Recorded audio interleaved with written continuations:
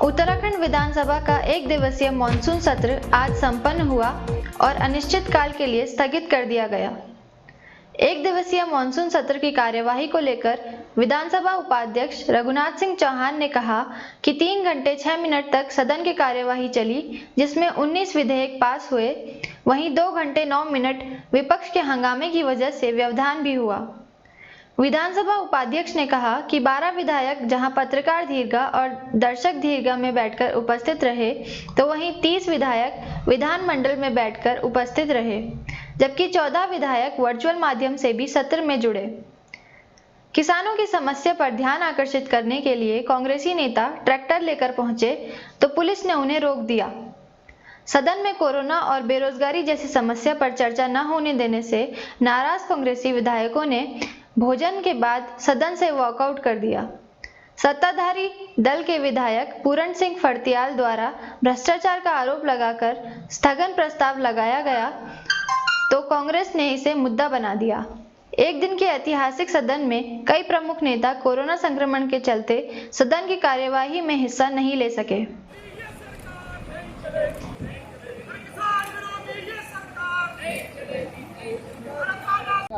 जनहित के जो मुद्दे हैं उन मुद्दों के जवाब देने से डर रही है। आज सुबह जब कांग्रेस के 4 विधायक ट्रैक्टर के माध्यम से विधानसभा आ रहे थे, तो सत्ता के इशारे पर पुलिस बल ने हमको रोकने का काम किया। हम विलंब से सदन में पहुंचे और सदन में पहुंचने के बाद हमने विधानसभा अध्यक्ष से आग्रह किया कि आपका संरक्षण चाहिए। देश और प्रदेश के अंदर कोरोना की महामारी लगातार पैर फैला रही है और इस पर निश्चित रूप से चर्चा होनी चाहिए। हमने इस बात को भी कहा कि जब कोरोना की वजह से एक दिन का सत्र आहूत किया जा रहा है, तो फिर उस पर चर्चा नितांत आवश्यक है। हम 310 के अंतर्गत चर्चा चाहते हैं। हम बेरोजगारी पर भी 310 के अंतर्गत चर्चा चाहते थे, लेकिन हमारे कार्य स्थगन को स्वीकार नहीं किया गया, उस पर चर्चा नहीं की गई और कांग्रेस ने इसका तीखा और तीव्र विरोध किया है। और मैं आपसे कहना चाहता हूँ, सरकार लोकतंत्र की हत्या करने पर आमादा है। आज जो विषय है, चाहे बेरोजगारी का हो, चाहे कोरोना का हो, चाहे महंगाई का हो, चाहे किसानों से जुड़ा हुआ मामला हो, बहुत सारे मुद्दे थे जिन मुद्दों को हम आज सदन के अंदर रखना चाहते थे, लेकिन संख्या बल के आधार पर विपक्ष की आवाज को दबाने का जिस तरीके से कुछ प्रयास किया गया, कांग्रेस उसके कड़े शब्दों में निंदा करती है। और आज तो एक ऐसी घटना घटित हुई है कि सत्ता पक्ष के विधायक पूरण सिंह फर्त्याल ने कार्य स्थगन नियम 58 के अंदर जो है कार्य स्थगन लाने का काम किया। ये तो सीधा सरकार के प्रति अविश्वास है। इससे बड़ा गंभीर विषय दूसरा हो नहीं सकता। और पूरण फर्त्याल जी ने भ्रष्टाचार पर चोट करने का काम किया है। जो सरकार जीरो टॉलरेंस की बात कहते कहते थकती नहीं थी, आज सत्ता पक्ष के विधायक ने नियम 58 के अंतर्गत कार्यस्थल ला करके सरकार की भ्रष्टाचार की पोल खोलने का काम किया है। इससे गंभीर विषय दूसरा क्या हो सकता नहीं थी, लेकिन आज हमने देखी कि इस सरकार के दिल में, सीने में दिल नहीं पत्थर है।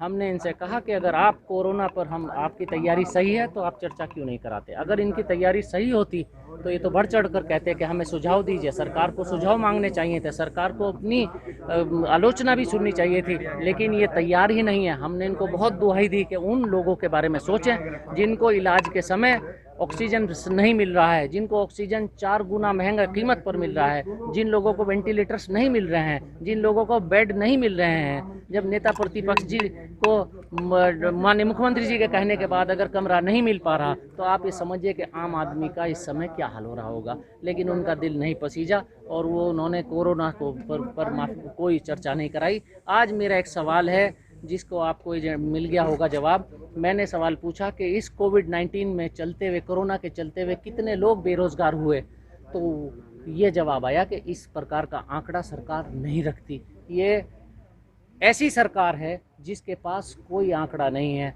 और किसी तरह का आंकड़ा न रखना, फिर ये समझिए कि इन बेरोजगारों की मदद ये सरकार क्या करेगी। आप गंभीरता इस सरकार के सब, ये सरकार बहुत ही जनता को लेकर लापरवाह है, बेरोजगारों को लेकर लापरवाह है, किसानों को लेकर लापरवाह है और इस कोविड को लेकर ये सरकार लापरवाह है। अपने ये वो काम कर रहे हैं कि जिससे इनको अपनी कर सेवा कर नियमावली ये वो लोग चीज़ कर रहे हैं जिनको के कुछ दिनों बाद भी किया जा सकता था। इस एनडीए की फुल फॉर्म आज इन्होंने आंकड़ा नहीं दिया कि कितने लोग बेरोजगार हुए। नो डेटा अवेलेबल, एनडीए की full form no data available. मैं आज इनको यहाँ कह कर जा रहा हूँ कि आंकड़ा कैसे नहीं है आपके पास कि कितने यहाँ पर अप्रायवासी उत्तराखंड के लोग आए हैं, तो फिर ये उन लोगों को रोजगार कैसे दें। घंटे 6 मिनट तक हमारा सदन चला और 2 घंटा 9 मिनट तक थोड़ी व्यवधान हुआ है। जो व्यवधान हमारे जो मित्र जो है विपक्षी मित्र जो थे उनके से थोड़ी व्यवधान भी हुआ है। और जो है विपक्ष का तो काम है जो सरकार का आगे दिखाने का काम। अच्छा, वर्चुअल जो जुड़े थे उनका क्या तजुर्बा रहा? विपक्ष के लोग कह रहे थे ये समझ नहीं आ रहा था कि कौन बोल रहा है। नहीं ऐसा नहीं, स्क्रीन लगी थी। हम तो एनआईसी के लोगों को बिल्कुल बहुत धन्यवाद देना पहले कहा, एनआईसी के लोगों को धन्यवाद देना चाहते हैं। उन्हें बहुत अच्छी स्क्रीन लगातार उनने खुंजवाल जी को सुना, उसमें तो शांत हो गए तो बढ़िया, बहुत और सभी से भी अच्छी आवाज़ उनकी आ रही थी। गलत कहने के हमने नहीं सुना। खंडवाल जी हमारे बोले वहाँ से, खंडवाल जी ने बात रखी, कई लोगों ने बात रखी। विधेयक जो है बिना चर्चा के ही पारित हुए।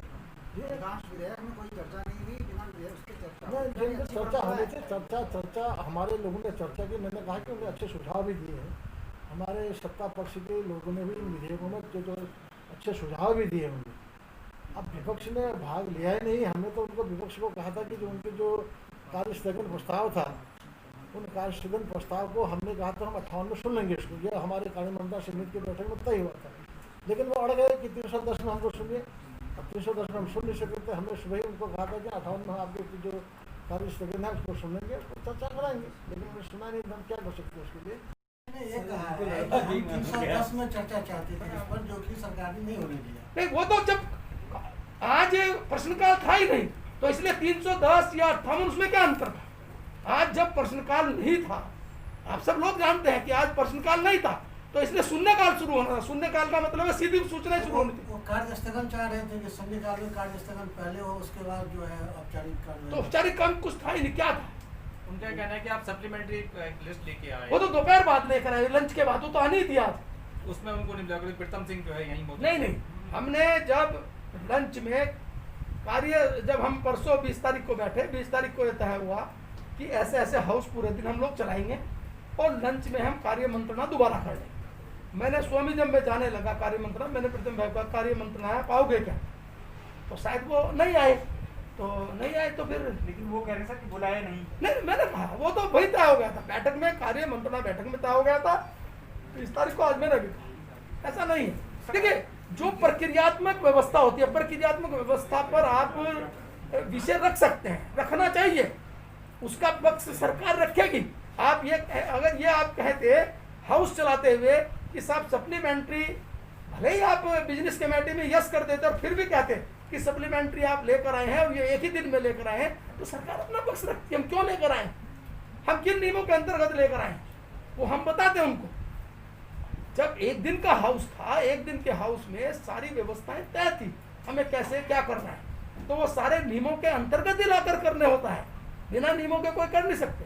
मैंने कहा कि आप सारा देखिए, आप पूरे देश का वातावरण देखिए, पूरे देश के वातावरण में आप दिल्ली देखिए, आप पंजाब देखिए, आप राजस्थान देखिए, किस तरह वहाँ व्यवस्था होते हुए भी हाउस को कैसे चलाया गया। जो मांगे रखी उस पर अगर आप चर्चा नहीं कराएंगे तो फिर हम यहाँ हाँ करने थोड़ी आए हैं। आपकी हाँ करने को आपके विधायक हैं, वो हाँ करेंगे। हम तो जनता की आवाज़ उठाने आए हैं। जनता की आवाज़ आप दबाने का काम कर रहे हैं, तो हम हाँ करने के लिए नहीं आपके पास आए। हाँ करने वाले आपके लोग हैं, वेट करवाइए उनसे। हाँ, कोई विशेषाधिकार सहनन लिए बैठे हैं उनके विधायक, कोई कार्यस्थगन प्रस्ताव लिए बैठे हैं उनके विधायक।